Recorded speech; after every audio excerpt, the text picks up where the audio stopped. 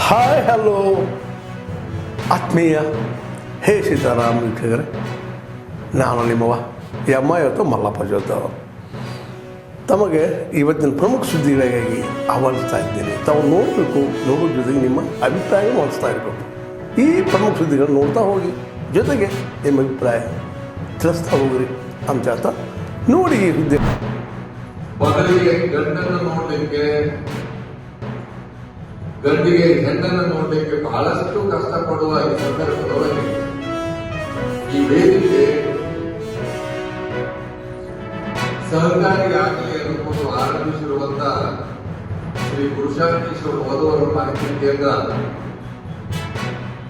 ಇವತ್ತು ಸಾಕಷ್ಟು ಜನರಿಗೆ ಕಲ್ಯಾಣವನ್ನು ಮಾಡಿಸುವ ಕಾರ್ಯವನ್ನು ಮಾಡಿದೆ. ಬಹುಶಃ ಇಂಥ ಪವಿತ್ರ ಕೆಲಸಕ್ಕಿಂತ ಮತ್ತೊಂದು ಬೇರೆ ಪವಿತ್ರ ಕೆಲಸ ಇಲ್ಲ ಅಂತ ಹೇಳಿ ನಾನು ಭಾವಿಸಿಕೊಳ್ಳುತ್ತೇನೆ. ಆದರೆ ಶ್ರೀಮಾನ್ ತಿರ್ಲಿ ಅವರು ಅವರನ್ನ ಮತ್ತು ಇವರನ್ನ ಪರಿಚಯಿಸುವ ಕಾರ್ಯವನ್ನು ಮಾಡುತ್ತಾರೆ. ಪರಿಚಯಿಸುವುದರ ಮುಖಾಂತರ ಪುರುಷಾರ್ಥೇಶ್ವರನ ಕೃಪೆ ಆಗಲಿ ಅಂತ ಹೇಳಿ ನಿಮಗೆಲ್ಲರಿಗೂ ಕೂಡ ಭೇಟಿ ಮಾಡುವ ಕೆಲಸವನ್ನ ಮಾಡುತ್ತಾರೆ.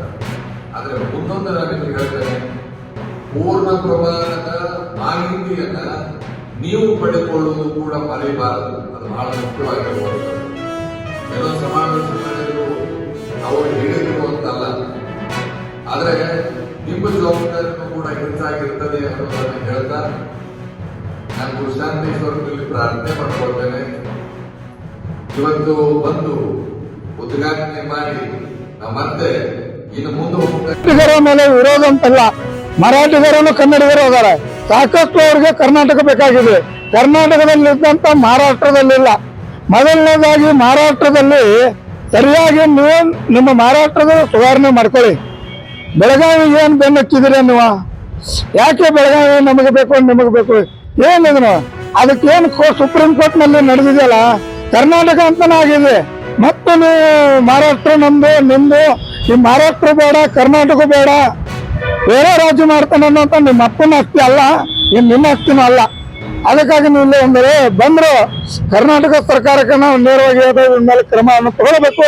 ಇಲ್ಲಿ ಬಂದ್ರೆ ಅವನ್ನ ಅರೆಸ್ಟ್ ಮಾಡಿ ಒಳಗೆ ಹಾಕುವಂತ ಕೆಲಸ ಮಾಡ್ಬೇಕಂತ ನಾವು ಹೇಳ್ತಾ ಇದ್ವಿ. ಯಾಕೆ ನೀವು ಮಹಾರಾಷ್ಟ್ರದ ಮೊದಲನೇದಾಗಿ ಸುಧಾರಣೆ ಮಾಡ್ಕೊಳ್ಳಲ್ಲ, ಬೆಳಗಾವಿಗೆ ಬೆನ್ನು ಹಚ್ಚಿ ಬೆಂಕಿ ಹಚ್ಚುವಂತ ಕೆಲಸ ಮಾಡ್ತಾ ಇದ್ರಲ್ಲ. ಮೊದಲನೇದೇ ನಿಮ್ದು ಸರಿಯಾಗಿ ತೊಳ್ಕೊಳಕ್ ಕಳ್ಕೊಳ್ಳಿ. ಬೇರೆದಾರನ್ನ ತೊಳೆಯುವಂತ ಕೆಲಸ ಮಾಡಕ್ ಹೋಗ್ಬೇಡಿ. ಇದ್ದಂತ ನಿಮ್ಮ ಮಹಾರಾಷ್ಟ್ರ ಬೇಕು ಹೊಸ ಮೊದಲು ಕಳಿಸ್ಬಿಡಿ. ಇಲ್ಲಿ ಆ ಡಕೋಟಾ ಬಸ್ ಅನ್ನು ಕಳಿಸ್ಕೊಡ್ತಾ ಇದ್ರಿ, ನೋಡಿದ್ರೆ ಆ ಗಾಡಿಯೊಳಗೆ ಯಾರು ಹತ್ತೋದಿಲ್ಲ. ನಿಮ್ಮ ಜನನ ಹತ್ತಬೇಕಾದ್ರೆ ಕರ್ನಾಟಕ ಬಸ್ ನಲ್ಲಿ ಹತ್ತೋಗ್ತಾರ. ಮೊದಲನೇದಾಗಿ ಮಹಾರಾಷ್ಟ್ರ ಹೊಸ ಬಸ್ ಅನ್ನು ಇಲ್ಲಿ ಹಾಕಿ ತೋರಿಸ್ಕೊಳ್ಳಂತ ನಿಮ್ ಸರ್ಕಾರಕ್ಕೆ ಮನವಿ ಮಾಡ್ಕೊ. ಬಿದ್ದದು ಬೆಳಗಾವಿ ಬೇರೆ ರಾಜ್ಯ ಮಾಡ್ತೇವೆ, ಆ ರಾಜ್ಯ ಮಾಡ್ತೇವೆ ಅನ್ನೋದು ಇದನ್ನೆಲ್ಲ ದೂರಿಂದ ಮಾತು ದೂರಕ್ಕೆ ಬಿಡಿ. ನಿಮ್ಮೆಲ್ಲ ಸರಿಯಾಗಿ ನೀವು ಮಾಡ್ಕೊಂಡ್ರಿ ಅಂದ್ರೆ ನಮ್ಮ ರಾಜ್ಯಕ್ಕೆ ನಾವು ಕೊಡಕ್ಕೆ ಇದನ್ನಿಲ್ಲ. ಮೊದಲು ನಿಮ್ಮಂತ ಜನರನ್ನ ನಾವು ಇಲ್ಲಿ ಇಟ್ಕೊಳ್ಳೋಕೆ ಗಟ್ಟಿ ಅದೇವಿ. ಕರ್ನಾಟಕ ರಾಜ್ಯದ ಬೆಳಗಾವಿಯ 2ನೇ ರಾಜಧಾನಿ ಆಗ್ಬೇಕು ಅನ್ನೋಂಥ ಸಾಕಷ್ಟು ಬಾರಿ ಹೋರಾಟ ನಡೆದಿದೆ. ಸುಮಾರು ವರ್ಷಗಳಿಂದ 2ನೇ ರಾಜಧಾನಿ ಬಗ್ಗೆ ಬಹಳ ಬೆಳಗಾವಿಯ ತುಂಬಾ ಸಂತೋಷವಾಗಿ ಮಾಡ್ಬೇಕನ್ನುವಂತ ಸರ್ಕಾರಕ್ಕೆ ಸಾಕಷ್ಟು ಬಾರಿಯನ್ನು ಹೋರಾಟ ಮಾಡಿದಾರು.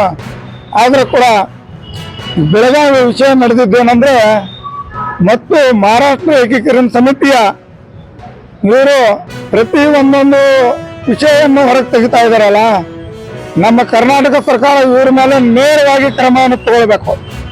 ಈಗ ಉದ್ಧವ್ ಠಾಕ್ರೆ ಮಗ ಆದಿತ್ಯ ಠಾಕ್ರೆ ಅಂತ ಹೇಳಿ ಅವನ ಹೆಸರು, ಆದಿತ್ಯ ಠಾಕ್ರೆ ಅವರು ಹೇಳಿಕೆಯನ್ನು ಕೊಟ್ಟಿದ್ದಾರೆ, ಬೆಳಗಾವಿ ಬೇರೆ ರಾಜ್ಯ ಮಾಡ್ತೇನೆ ಅಂತೇಳಿ. ಕರ್ನಾಟಕ ಬೇಡ, ಮಹಾರಾಷ್ಟ್ರ ಬೇಡ, ಬೇರೆ ರಾಜ್ಯ ಮಾಡೋಣ ಅಂತ ರಾಷ್ಟ್ರಪತಿ ಅವರಿಗೆ ಜಾರಿ ಮಾಡ್ಬೇಕನ್ನುವಂತ ನಾನು ಮನವಿ ಮಾಡ್ತೇವೆ. ಅದನ್ನ ಮಾಡಿದೆ ಅಂತ ರಾಷ್ಟ್ರಪತಿ ಅವರಿಗೆ ನೀವು ಮನವಿ ಮಾಡಿದ್ರು ಕೂಡ ಕನ್ನಡಿಗರು ಬಿಟ್ಟು ಕೊಡೋದಿಲ್ಲ.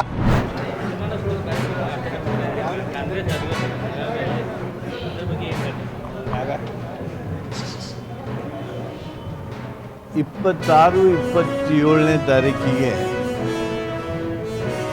ಏನು 1924ರಲ್ಲಿ ಕಾಂಗ್ರೆಸ್ ಅಧಿವೇಶನ ಇಲ್ಲಿ ನಡೆದಿತ್ತು, ಆ ಇತಿಹಾಸವನ್ನು ಮೆಲುಕು ಹಾಕ್ತಾ ಮತ್ತೆ ಐತಿಹಾಸಿಕ ಸಭೆಗಳಾಗಬೇಕು ಅಂಥೇಳಿ 26ಕ್ಕೆ ನಮ್ಮ ವರ್ಕಿಂಗ್ ಕಮಿಟಿಯನ್ನು, ಕಾಂಗ್ರೆಸ್ಸಿನ ವರ್ಕಿಂಗ್ ಕಮಿಟಿಯನ್ನು ಇಲ್ಲಿ ನಿಯೋಜಿಸಲಾಗಿದೆ. 27ನೇ ತಾರೀಕಿಗೆ 1924ರ ಆ ಒಂದು ಕಾಂಗ್ರೆಸ್ ಅಧಿವೇಶನದ ಸವಿನೆನಪಿಗೆ ಬೃಹತ್ ಸಮಾವೇಶವನ್ನು ಏರ್ಪಾಡು ಮಾಡಲಾಗಿದೆ. ಈ ಎರಡೂ ಕಾರ್ಯಕ್ರಮ ಅತ್ಯಂತ ಮಹತ್ವದ್ದು ಪಕ್ಷದ ದೃಷ್ಟಿಯಿಂದ. ಸರ್ಕಾರ ಅವತ್ತು 27ನೇ ತಾರೀಕಿನಂದು ಗಾಂಧೀಜಿಯವರ ಪುತ್ಥಳಿಯನ್ನು ಸುವರ್ಣಸೌಧದಲ್ಲಿ ಅನಾವರಣ ಮಾಡಲಿದ್ದೇವೆ. ಅದರ ಜೊತೆಗೇ ಗಂಗಾಧರ ದೇಶಪಾಂಡೆ ಅವರ ಸ್ಮಾರಕವನ್ನು ಸಹಿತ ಉದ್ಘಾಟನೆ ಮಾಡೋದಕ್ಕೆ ಸರ್ಕಾರ ನಿಯೋಜಿಸಿದೆ. ಈ ಕಾರ್ಯಕ್ರಮಗಳು ಸಂಪೂರ್ಣ ಯಶಸ್ವಿಯಾಗಬೇಕು. ಅವರಿಗೆ ತಾವೆಲ್ಲ ಸುದ್ದಿಗಳು ನೋಡ್ತಾ ಬಂದ್ರಿ, ನೋಡಿದಿರಿ. ನಿಮ್ಮ ಖುಷಿನೂ ಆಗಿರ್ಬೋದು, ಅಥವಾ ಒಂದು ಸಂತೋಷ ಆಗಿರ್ಬೋದು, ಒಂದು ದುಃಖನೂ ಅನಿಸ್ಬೋದು. ಯಾಕೆ ಸುದ್ದಿ ಹಾಕಿದಾರಪ್ಪ ಅಂತ ಅನಿಸ್ಬೋದು. ಏನು ಅನಿಸಲ್ಲ ನಿಮಗೆ, ನಿಮ್ಮ ಅನಿಸಿಕೆಗಳು ನಮ್ಗೆ ಭಾಳ ಪ್ರಮುಖ. ಈ ಸುದ್ದಿಗಳು ನಿಮ್ಗೆ ಏನು ಅನಿಸಿದ್ರು ನೀವು ಕಾಮೆಂಟ್ ಬಾಕ್ಸಲ್ಲೇ ಹೇಳ್ತಾ ಇರ್ರಿ. ಜೊತೆಗೆ ಎಲ್ಲಕ್ಕಿಂತ ಹೆಚ್ಚಿಗೆ ಇದನ್ನು ಶೇರ್ ಮಾಡ್ತಾ ಇರ್ರಿ ಈ ನ್ಯೂಸ್ಗಳನ್ನು. ಜೊತೆಗೆ ಏನಪ್ಪ ಅಂದ್ರೆ ಹೇ ಸೀತಾರಾಮ್ ನಿರಂತರ ನೋಡ್ತಾ ಇರ್ರಿ. ಹೇ ಸೀತಾರಾಮ್ ಸತ್ಯದ ಕೈಗಳೇ ವಂದನೆಗಳು.